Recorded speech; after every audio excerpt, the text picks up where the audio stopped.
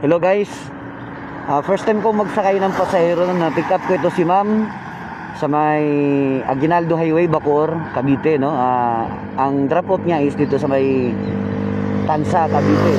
So hindi ko namalayan si ma'am na antok na pala at biglang yumakap sa akin. So ngayon, halos malaglag ng helmet niya guys. Kung makita nyo, inalalayan ko na lang siya guys, no? Hinahawakan ko yung helmet para hindi malaglag. Hinayaan ko na lang din siyang yumakap sa akin, no? Para sa safety na din ni ma'am. Eh syempre, obligasyon ko na ihatid ko ng maayos. So ngayon si ma'am nagising na, no guys. Makita nyo dyan, nagising na si ma'am dahil dun sa rough road na dinaanan namin.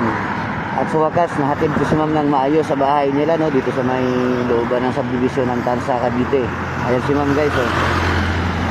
Nahiya si ma'am, nakita yung mukha niya. Thank you for watching guys. Thank you so much.